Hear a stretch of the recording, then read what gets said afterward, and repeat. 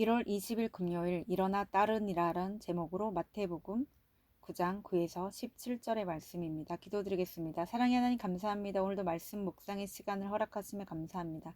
이 시간을 통하여서 하나님의 말씀이 들리고 복음이 들리길 원합니다. 말씀대로 믿고 살고 누리는 인생이 되게 하시고 이 시간에도 함께하여 주시옵소서. 감사드렸고 예수님의 거룩하신 이름으로 기도드립니다. 아멘. 본문의 말씀입니다. 예수께서 그곳을 떠나 지나가시다가 마테라 하는 사람이 쇠관에 앉아 있는 것을 보시고 이르시되 나를 따르라 하시니 일어나 따르니라. 예수께서 마태의 집에서 앉아 음식을 잡수실 때에 많은 세리와 죄인들이 와서 예수와 그의 제자들과 함께 앉았더니 바리새인들이 보고 그의 제자들에게 이르되 어찌하여 너희 선생은 세리와 죄인들과 함께 잡수시느냐. 예수께서 들으시고 이르시되 건강한 자에게는 의사가 쓸데없고 병든 자에게라야 쓸데있느니라. 너희는 가서 내가 긍휼을 원하고 제사를 원하지 아니하노라 하신 뜻이 무엇인지 배우라. 나는 의인을 부르러 온 것이 아니요 죄인을 부르러 왔노라 하시니라. 그때 요한의 제자들이 예수께 나와 이르되 우리와 바리새인들은 금식하는데 어찌하여 당신의 제자들은 금식하지 아니하나이까. 예수께서 그들에게 이르시되 본인집 손님들이 신랑과 함께 있을 동안에 슬퍼할 수 있느냐.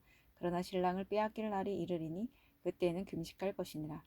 생배 조각을 낡은 옷에 붙이는 자가 없나니 이는 기운 것이 그 옷을 당기어 헤어짐이 더하게 되며 새 포도주를 낡은 가죽 부대에 넣지 아니하나니 그렇게 하면 부대가 터져 포도주도 쏟아지고 부대도 버리게 됨이라.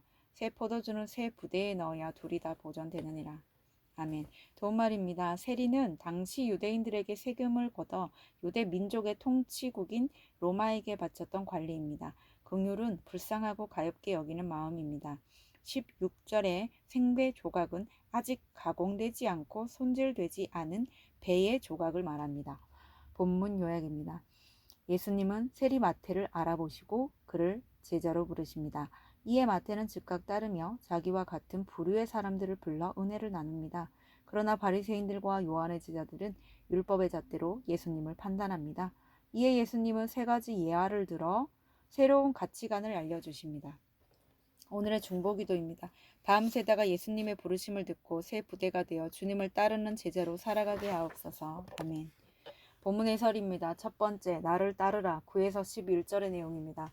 마태가 자신이 주님의 제자로 부름받은 사건을 기록합니다. 당시 세리는 로마 정부와 협력해 세금을 과징한 후 웃돈을 챙겼기에 유대인들로부터 죄인 취급을 받았습니다. 그러나 예수님은 그들 중 한 사람이 마태를 보시고 나를 따르라고 하십니다. 공고했던 마태는 예수님을 즉시 따르며 자기와 같은 부류의 사람들을 초대해 예수님을 만나도록 인도합니다. 그러나 바리새인들은 대단한 지식과 배경을 가지고도 예수님을 비판합니다. 마태처럼 주의 제자가 되기 위한 첫 번째 덕목은 자신이 죄인임을 아는 것입니다.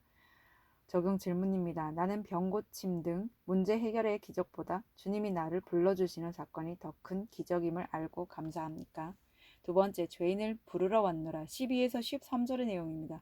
모든 것을 갖춘 바리새인들은 세리와 죄인들과 함께 식사하시는 예수님을 비난합니다.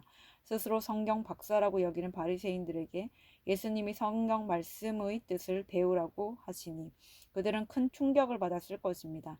예수님은 호세아 6장 6절을 인용하시며 긍휼 없이 제사만을 강조한 형식주의를 경계하라고 하십니다. 바리새인들은 많은 것을 알고 있어도 정작 자신들이야말로 의사가 필요한 병든 자임을 알지 못합니다. 주님을 따르는 제자가 되려면 병든 모습, 죄인의 모습으로 주님 앞에 서야 합니다. 적용 질문입니다. 나는 의사가 필요한 병든 자임을 인정하고 오늘도 죄인을 부르시는 예수께 응답하고 있습니까? 세 번째, 새 술은 새 부대의 14에서 17절의 내용입니다. 예수님은 요한의 제자들에게 세 가지 비유, 곧 혼인집 신랑 옆에서 금식하는 것, 낡은 옷의 헤어진 부분에 생배 조각을 붙이는 것, 새 포도주를 낡은 가죽 부대에 넣는 것을 말씀하시므로 옛것과 새것이 공존할 수 없음을 가르치십니다. 예수님은 우리에게 낡은 죄의 옷을 기워주려고 오신 것이 아니라 새 옷을 입혀주려고 오셨습니다. 그러나 형식주의에 갇힌 바리새인들, 경건주의에 젖은 요한의 제자들은 새 술을 담을 만한 새 부대가 되지 못합니다. 적용 질문입니다. 형식주의와 경건주의에 갇힌 채 스스로 믿음이 좋다고 여기며 예수님의 새로운 사역을 방해하고 있지는 않습니까? 오늘 기도하기는 죄 많은 저를 불러주신 주님의 은혜에 감사드립니다. 어느새 부르심의 은혜를 잊어버리고 문제 해결의 기적만 바라는 것을 용서해 주옵소서. 스스로 의롭다 여기며 예수님의 사역을 방해하지 않고 나야말로 의사가 절실히 필요한 병든 자임을 인정하여 새 부대가 되게 하옵소서. 아멘. 묵상 간증입니다. 나도 주님과 식사할래요란 제목으로 전영숙님의 말씀 적용글입니다. 저는 큰아들을 병으로, 둘째 아들을 교통사고로 잃는 고난으로 예수님을 인격적으로 만났습니다. 그런데 재작년 남편의 죽음까지 겪게 된 후로 누군가 갑작스럽게 사라지는 것에 대한 트라우마가 생겼습니다. 그래서 막내 아들이 집에 늦게 들어올 때며 불안한 마음에 전화를 걸어 아들 어디냐? 라고 묻습니다. 그리고 집 앞이라는 아들의 짧은 음성에 안심하곤 합니다. 그러나 금방 올 것 같던 아들이 들어오지 않으면 저도 모르게 다시 심한 불안이 올라옵니다. 저는 그동안 두려움을 감춘 채 믿음 있는 척 포장하며 고난이 올 때마다 새벽 기도와 작정 기도, 전도 폭발 훈련, 금식, 11조 등 경건한 모양을 다 갖추고 죽게 달려갔습니다. 하지만 그럴수록 피해 의심만 커져 주님과 식사하는 세리와 죄인들과 같이 즐겁게 신앙생활을 하는 지체들을 보면 괜히 심통이 났습니다. 그래서 금식을 운운하는 요한의 제자들처럼 공연히 트집을 잡곤 있습니다. 이런 제게 주님은 내가 나를 잡는 게 아니라 내가 너를 잡고 있으니 두려워하지 말라고 하십니다. 연약한 나의 모습을 인정하고 그럼에도 불구하고 나를 사랑하시는 하나님의 무조건적인 사랑을 붙잡으라고 말씀하십니다. 이제는 그만 율법적인 신앙생활에서 벗어나 하나님의 긍휼을 덧입으라고 말입니다. 생배 초갑을 붙인 낡은 옷처럼 새 포도주를 넣은 낡은 가죽 부대처럼 언제 터질지 모르는 자기 열심을 내려놓고 주님이 하시는 구원의 일을 믿음의 눈으로 보라고 하시는 것 같습니다. 그동안 상처를 핑계로 형제들을 판단하며 예수님의 일을 막은 바리새인이 바로 저라는 것을 깨닫게 됩니다. 주님은 이런 상처투성이인 저를 잡아주시며 피해 의식에서 나와 주님의 시선으로 형제들을 보라고 하십니다.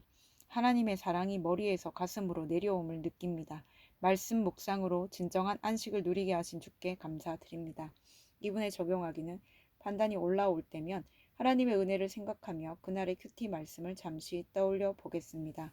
제가 큐티한 내용을 지인과 나누며 자연스럽게 복음을 전하겠습니다. 입니다.